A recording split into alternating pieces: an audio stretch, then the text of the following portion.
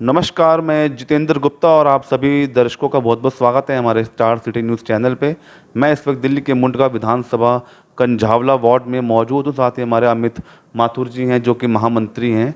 अभी जो नया जो अभी संगठन बना है जिसमें इनको एक जिम्मेदारी सौंपी गई है।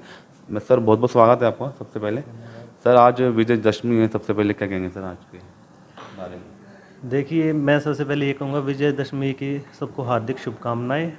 और भगवान श्री राम ने हमें ये मैसेज दिया था कि बुराई पर अच्छाई की जीत हमेशा होगी, और वो सच्चाई है, वो होती है।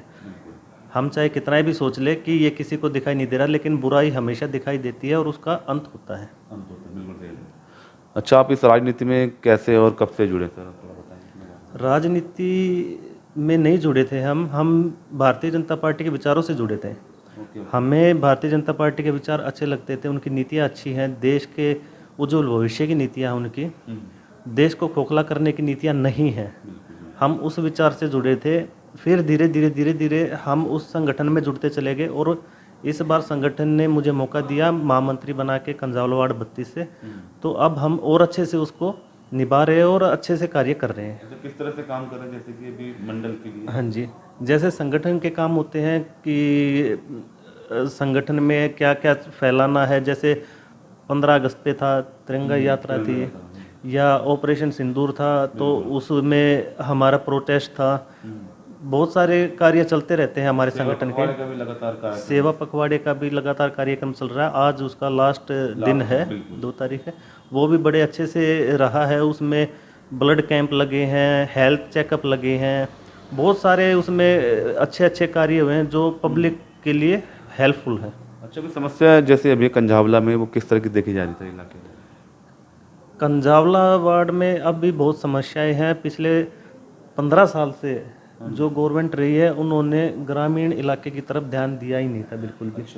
जी, वो हमें नहीं पता किस तरीके की राजनीति थी, लेकिन अब धीरे धीरे सब कुछ ठीक होता जा रहा है। अभी हमारी सरकार बनी है और हमें बहुत आशा है कि हमारे काम बहुत अच्छे से होंगे। सर विधायक भी अब तो आपके ही हैं, अब तो गजेंद्र दराल जी विधायक चुने गए हैं कि अब क्या लगता है जो भी ग्राम वासियों के लिए क्या क्या काम कर रहे हैं, किस किस तरह के कदम उठा रहे हैं? हमारे विधायक गजेंद्र दराल जी बहुत सरल और बहुत अच्छे हैं। बिल्कुल बिल्कुल। वो काम करने की नीयत से आए हैं और काम करना चाहते हैं, और जिसके लिए वो लगातार अपने प्रयास कर रहे हैं।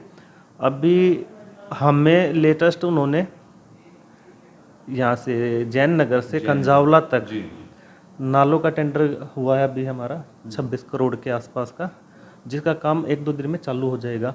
और अभी शिव बिहार में आज ही रोडों का टेंडर हुआ है और उसका उद्घाटन हुआ है। उसका काम स्टार्ट हो चुका है आज से।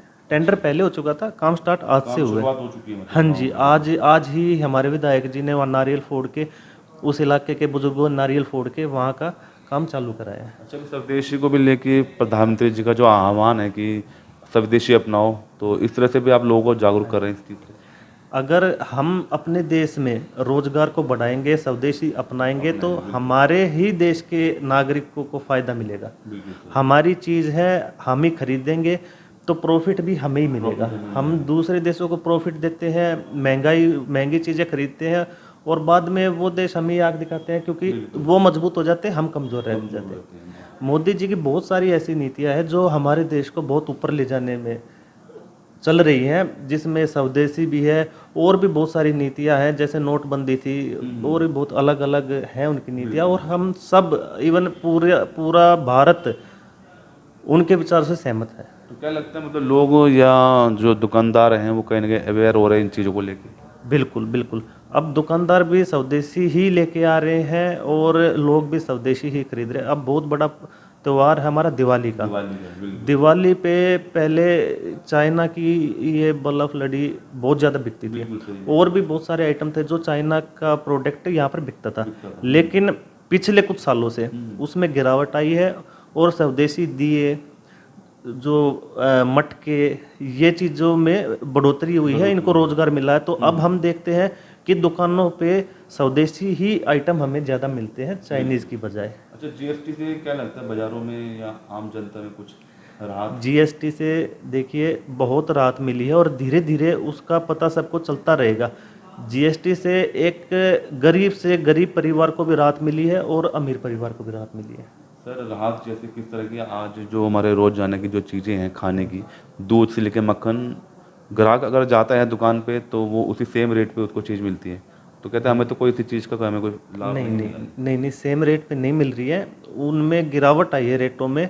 मैं कह रहा हूँ गरीब आदमी को भी राशन में राहत मिली है और भी जो घर में जो प्रोडक्ट है उन सब में राहत मिली है। या कहने के लग्जरी आइटमों पे ही हाँ, लग्जरी आइटमों पे मिली है और हर हर आइटम पे राहत मिली है जो मुझे लग रहा है। अच्छा, आपने आगे और फ्यूचर में क्या सोचा है अमित जी? देखिए फ्यूचर में हमने यही सोचा है कि हम नरेंद्र मोदी जी के साथ चलेंगे और मजबूत करेंगे, कंधे से कंधा मिला के चलेंगे, उनको मजबूत करेंगे। भविष्य में कुछ आगे चुनाव के लिए भी सोचा आपने, अगर चुनाव एमसीडी के बारे पार्टी? नहीं देखिए, ऐसा ऐसा हमने कुछ नहीं सोचा है, ये तो बहुत बाद की बात है।